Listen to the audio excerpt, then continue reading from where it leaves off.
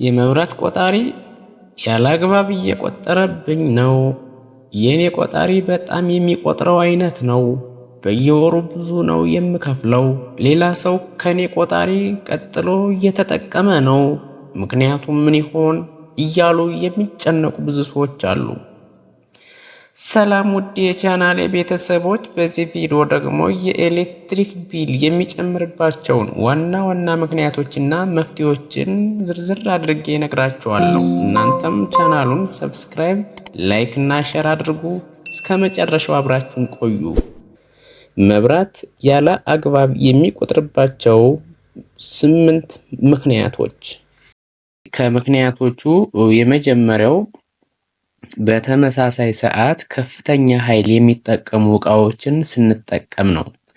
ለምሳሌ አንዴ ምጣድ እየተጠቀምን በተመሳሳይ ሰዓት ስቶቭ ብንለኩስ ወይም ብንጠቀም ከፍተኛ የኃይል መጨናነቅ ስለሚፈጠር አንደኛ እቃው የመጎዳት እድሉ ከፍተኛ ነው። ሁለተኛ ደግሞ ተገቢውን ኃይል በተገቢው ሰዓት ስለማናገኝ አላግባብ ይቆጥራል ማለት ነው። ሁለተኛው ምክንያት የኃይል መቆራረጥ ነው። ብዙ ጊዜ ከመብራት ኃይል ወደ የቤታችን የሚመጡት ገመዶች በማርጀታቸው ምክንያት ሊሆን ይችላል፣ ወይም ደግሞ በአንዳንድ የኢንስታሌሽን ጉድለቶች ምክንያት ወይም የእቃ ጥራት ምክንያት ወደ ቤታችን የሚደርሰው ኃይል ከፍ ዝቅ ሊል ይችላል። በዚህ ሰዓት እኛ የቤታችንን እቃ ለኩሰን ለመጠቀም ብንሞክር ዝቅ ያለ ኃይል ከመጣ በጣም ጊዜ ይወስዳል። ለምሳሌ ምግብ ለማብሰል 1 ሰዓት ሊፈጅ የነበረው ወደ 2 ሰዓት ከፍ ሊል ይችላል። በዚህ ሰዓት ከፍተኛ ኃይል ምንም ሳንጠቀም ወይም ምንም ተገቢውን ስራ ሳንሰራበት ሊባክን ይችላል። ይህ ደግሞ ለእኛ ወራዊ ቢል መጨመር አንዱ ከፍተኛው አስተዋጽኦ ይሆናል። ሌላው ተጨማሪ እቃዎችን ገዝተን ወደ ቤት በምናስገባ ሰዓት በፊት በነበረው የኢንስታሌሽን ህግ ወይም በፊት በነበረው ኢንስታሌሽን ለምሳሌ በፊት ስንጠቀም የነበረው ብሬከር ሳይቀየር ያ ከግንዛቤ ውስጥ ሳይገባ አዲስ እቃ ገዝተን በምናስገባ ሰዓት ስንጠቀም የኤሌክትሪክ ኢንስታሌሽን ሲስተሙን ሊያዛባው ይችላል። ይህ ደግሞ ላላስፈላጊ ቢል ወይም ደግሞ ኃይል ጭማሬ ያሳያል ማለት ነው። በአራተኛ ደረጃ ኢንስታሌሽኑ በአግባቡ ሳይሰራ ከቀረ ነው። ለምሳሌ እዚህ ጋር እናንተ ምጣድ ከግድግዳ ሶኬት ጋር በምትገጥሙ ሰዓት ወይም በምትቀጥሉ ሰዓት በደንብ መጥበቅ አለበት። በዚህ ሰዓት ካልጠበቀ ወይም ደግሞ ብሬከር ካለው ከብሬከሩ ጋር ገብቶ ሲታሰር በጣም መጥበቅ አለበት። ይሄ ደግሞ ካልጠበቀ ሉዝ ኮኔክሽን ስለሚፈጠር ፓወር ሎስ ይፈጠራል። ፓወር ሎስ ኖረ ማለት ደግሞ መድረስ የነበረበት ወይም ወደ ምጣዱ መድረስ የነበረበት ኃይል ይባክናል። ይህ ባከነ ማለት ደግሞ በ1 ሰዓት ውስጥ ሊያልቅ የነበረ የእንጀራ መጋገር ጊዜ ወደ 1 ሰዓት ተኩል ሊያድግ ይችላል። ይሄ ደግሞ አላግባብ የሆነ የፓወር መባከን ወይም የኃይል ብክነት ይፈጥራል። ይህ ደግሞ ማለት በተጠቀምነው ልክ ሳይሆን ባልተጠቀምነው ወይም በባከነው ጊዜ ሁሉ ልንከፍል እንችላለን ማለት ነው። በአምስተኛ ደረጃ የምንጠቀማቸው እቃዎች ጥራታቸውን የጠበቁ መሆን አለባቸው። አንዳንድ እቃዎች ለረጅም ጊዜ ያገለገሉ ሲሆኑ እነሱ እቃዎች የመዛግ ወይም ደግሞ የሆነ ምጣድም ከሆነ ሸክላው የማርጀት ስቶቭም ከሆነ ሬዚስተሩ የመዛግ ምልክት ሊያመጣ ይችላል። ይህን ደግሞ በተገቢው መንገድ የተገቢውን ሙቀት አግኝቶ ለተገቢው አገልግሎት በቀላሉ ላይውል ይችላልና እሱን እንደ ድሮው ለመጠቀም ጊዜ ስለሚወስድ ይህም ራሱን የቻለ ለፓወር ብክነት አስተዋጽኦ ስላለው ያረጁ እቃዎችን መቀየር ወይም ደግሞ ማሳደስ ይጠበቅብናል ማለት ነው። ሌላው 6ኛው ምክንያት ከቆጣሪው ወደ ቤታችሁ ከሚመጣው መስመር ላይ ምናልባትም አንድ ሌላ ሰው ሊጠቀም ይችላል። ያው ሰርቆ ማለት ነው። ሰርቆ ሊጠቀም ይችላል። በዚህ ሰዓት ከፍተኛ የሆነ ወይም አላግባብ የሆነ የኃይል ጭማሪ ሊያስከትል ይችላል ማለት ነው። ይህንንም በተገቢው መንገድ መቆጣጠርና ማስፈተሽ ተገቢ ነው ማለት ነው። ሌላው 7ኛው ስታንድ ባይ ፓወር የምንለው ነው። ለምሳሌ በቤታችን ቻርጀር እንሰካለን። ከስልካችን ሰክተን ስልኩ ሲሞላ ቻርጀሩን አንነቅለውም። ምናልባት ያ ቻርጀር ተሰክቶ እያለ የተወሰነ ፓወር ይወስዳል።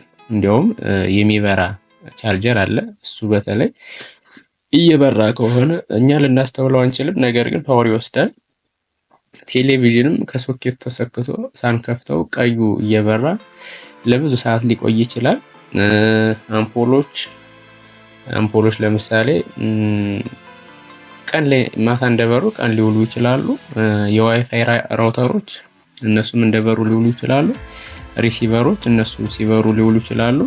እንደየእቃው አይነት ተሰክቶ ሊውል ይችላል። ይሄ ደግሞ ራሱን የቻለ ፓወር ይጠቀማል። እንደውም አንዳንድ እንትኖች የሚያጠቁሙት እስከ 10% የራሱ ለምሳሌ 100 ዋት የሚጠቀም ቴሌቪዥን ቀዩ ሲበራ ከዋለ የሱን 10% ያክል ሊያባክን ይችላል የሚል ነገር ነው ያለው። ስለዚህ እነሱ ራሱን የቻለ አስተዋጽኦ አላቸው ማለት ነው። ሌላው ዋናው ነገር በስምንተኛ ደረጃ የመጠቀሚያ ሰዓት ነው። በአብዛኛው ፒክ አወር የሚባል አለና አብዛኛውን ጊዜ ሰዎች የራት ማብሰያ ሰዓት አላቸው፣ የቁርስ ማብሰያ መስሪያ ሰዓት አላቸው።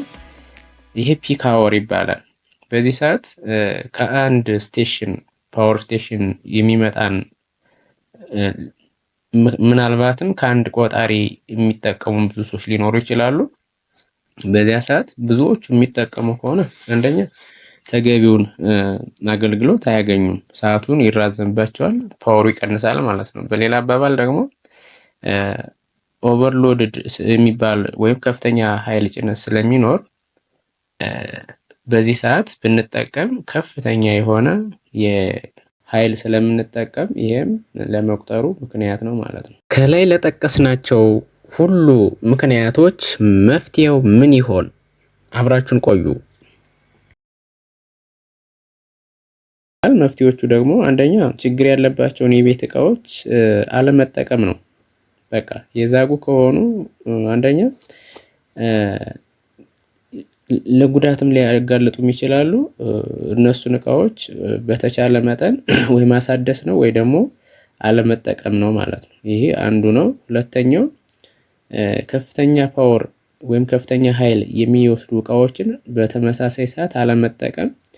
ሲቀጥል ደግሞ ጭራሹንም አለመጠቀም። ለምሳሌ ቀላል ምሳሌ ለመንገር እዚህ ጋር 60 ዋት አምፖል ከቤታችን ካለ እሱን 60 ዋት አምፖል አለመጠቀም ነው።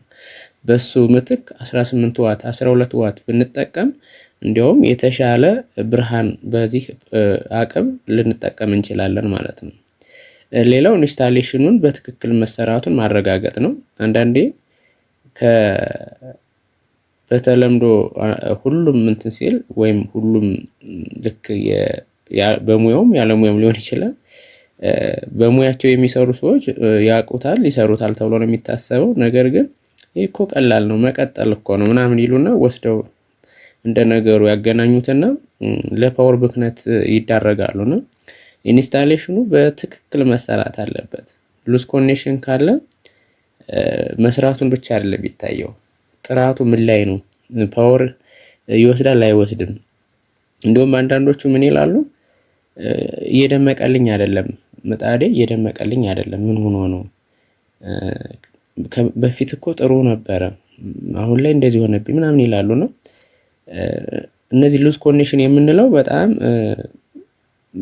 ምጣዱ በሰዓቱ አለመድመቁ ብቻ ሳይሆን ረጅም ጊዜ ይወስድና ከፍተኛ ፓወር እንዲቆጥር ያደርጋል፣ ወይም ከፍተኛ ኃይል ይቆጥራል። ይሄ ደግሞ ለአላግባብ ቢል እንድንከፍል እያጋለጠን ስለሆነ እዚህ ላይ ጥንቃቄ ማድረግ ያስፈልጋል። ብሬከር ካለውም እሱም ብሬከር እንደገና በትክክል እንዲታሰር ፍተሻ ማድረግ ያስፈልጋል። ሌላው በተመሳሳይ ሰዓት እቃዎችን አለመጠቀም ነው። እንግዲህ 3-4 እቃዎች ልንጠቀም እንችላለን። እቃዎችን በተለያየ ሰዓት ብንጠቀም ብዙ ጊዜ መብራት ካልዋለ ወይም ደግሞ ጠፍቶ ካደረ እንደመጣልን ብለን ሁሉን ነገር ልንለኩስ እንችላለን። ይሄ ደግሞ ራሱን የቻለ ጉዳት አለው ማለት ነው። አምፖሎችን በምንጠቀም ሰዓት ብቻ ብናበራቸው ማጥፋት አለብን። አላግባብ ልክ 11 ሰዓት ሲሆን የሚያበሩ አሉ ሳይጨልም። እንደገና ደግሞ እንደበራ የሚያድር አለ፣ ቀንም እንደበራ የሚውል አለ። በነገራችን ላይ አምፖል አይቆጥርም የሚሉ ሰዎች አሉ። በተለምዶ አምፖል አይቆጥርም ይላሉ። ነገር ግን እንዴት እንደሚቆጥር ካልኩሌት አድርጌ ያሳያቸዋለሁ በሚቀጥለው ቪዲዮ ስንገናኝ። በየወሩ የምንከፍለው ብር የመብራት ብር ምን ያክል እንደሚሆን አንድ ባንድ ካልኩሌት አድርጌ በምሳሌ ያሳያቸዋለሁ።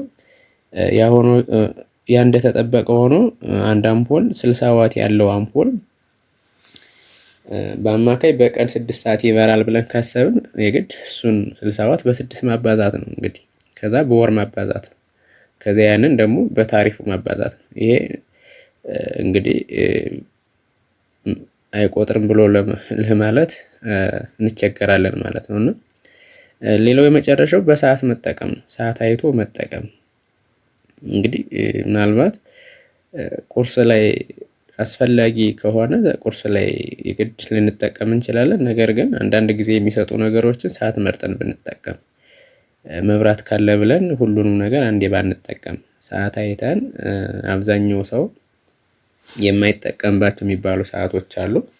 ለምሳሌ ከሌሊቱ 6 ሰዓት ላይ ሰው ይጠቀማል ተብሎ አይታሰብም። ከሌሊቱ 9 ሰዓት ሰው ይጠቀማል ተብሎ አይታሰብም።